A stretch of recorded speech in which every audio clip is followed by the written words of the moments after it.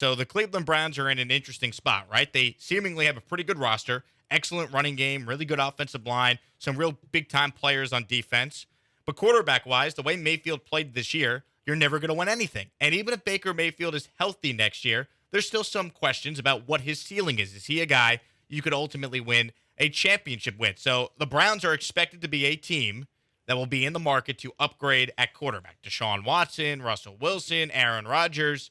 They're going to look to try and improve, you would think, at that position. So CBS Sports, their writer Cody Benjamin, put together a list of the teams that would make the most sense for Baker Mayfield if the Browns move on from him and try and upgrade at quarterback. And let's skip to number one because that's all that really matters in this market.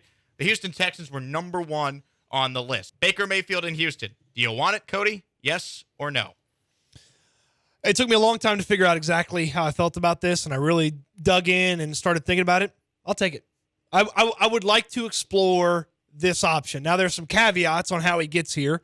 I don't want to give up anything of substance for Baker Mayfield to end up here. Now, obviously, if somehow, some way Deshaun Watson wants to go to Cleveland and the Browns are interested in adding Baker Mayfield into the equation on top of a massive return for Deshaun Watson, then yeah, that's the best way to do it. But I'm not giving up anything of substance to go and get Baker Mayfield and add him to the equation. But if it's a late-round pick, if he's a throw-in a Deshaun Watson trade and he gets here, I'm absolutely fine with Baker Mayfield being a part of the 2022 experiment for the Houston Texans. What do you consider something of substance?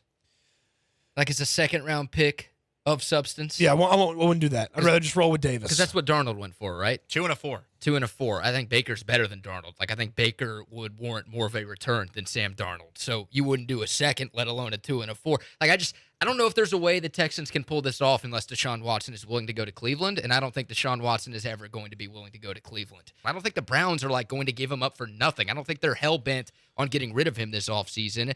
And if they aren't guaranteed an upgrade at quarterback, I don't think they're going to make a trade at all. Unless they trade for Russell Wilson, and Right. they have Baker Mayfield, and they just want to get the money off their books, and the Texans could get him for cheap. So that scenario, I think, exists. Obviously, Yeah. Cody, you mentioned the Deshaun Watson trade. If Watson wants to go to Cleveland, they can make the money work easier by doing that sort of quarterback switcheroo. In addition to the multiple first-round picks, Deshaun would still net you. So there's a scenario where it could happen. The reason why I wouldn't do it, though, if I'm the Texans, is that I think you still want to find out what Davis Mills is for another year, because I'm just not convinced Baker Mayfield is truly a guy you could win a Super Bowl with. And if that is the case, then I don't think bringing him in just to improve your football team in the short term is what you're trying to do. Because the reality is you have so many needs on this team. Baker Mayfield would cover some of those needs. You'd win more games with him, you'd think, with him here next year than Davis Mills in year 2. But I just don't think he's ever going to be the guy. I have more of a feeling that Baker Mayfield is a good quarterback. He's never going to be a great quarterback, even if he's healthy. So I just think you're kind of kicking the can down the road. You're still going to eventually need a quarterback, and I'd rather just roll with Davis Mills and then use the draft in 2023 when the class is much better to then get my quarterback of the future. The acquisition of Baker Mayfield, it's tough to see it not being prohibitive from what you have to give up to get him on your team. But if that was taken care of in some way, shape, or form, the Deshaun Watson trade to Cleveland, how do you truly feel about Baker Mayfield? Because the way I look at Baker Mayfield is there's really kind of two paths from where he can go from here. There's the rehab and recovery, and he takes his game to the next level, maybe gets a different style of coaching, plays with some different types of players than the ones that he played with in Cleveland, and he goes above what we have currently seen from Baker Mayfield, a la what Ryan Tannehill did in Tennessee. Mm-hmm. And then there's the Jameis Winston, Marcus Mariota route, where he is what he is, and maybe it gets a little bit better, but there's still those issues with his play from his previous spot that are apparent. Because, look, Jameis Winston was the best Saints quarterback this year, but Jameis Winston wasn't amazing by any means when he was playing for the Saints this year. There were still lots of things from bad Jameis in Tampa that showed up when he was wearing the Saints uniform this year. So there's really two ways for Baker to go. Okay, you're a former number 1 overall pick that's bouncing around because it just ain't there and nobody can coach it all the way out of you, or you're a former first rounder that got into a different spot, a different situation. Think about some of the chaos he's dealt with. Like Freddie Kitchens was his OC for a while. Freddie Kitchens was his head coach. Kevin Stefanski is a run-first guy, even though he somehow, some way, decides to keep throwing the ball with Baker Mayfield. Yeah, he's abandoned that mentality. And he played this season hurt. And that's a big caveat and thing to Baker's season. So it's tough because somebody's going to see him as a reclamation project a la Tannehill and invest in him and try to make him the guy for their 2022 season. There are two things, Jake, that you have to be willing to admit if you acquire Baker Mayfield here in Houston. Number one, there's no quarterback competition. It's not Baker duking it out with Davis.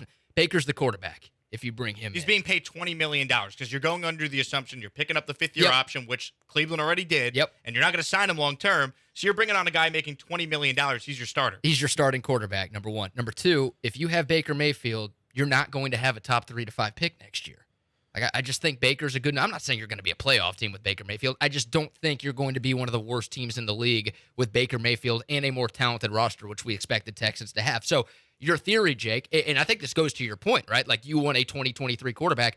You're not going to be able to get the best 2023 quarterback if you bring Baker Mayfield in. If you're making the move to acquire Baker, it's like what you said, Cody. You're going for the reclamation project. You're going all the way in, hoping that he can be a franchise quarterback. Another thing you have to think about with Baker Mayfield. Let's pretend he ends up in Houston and he plays really well.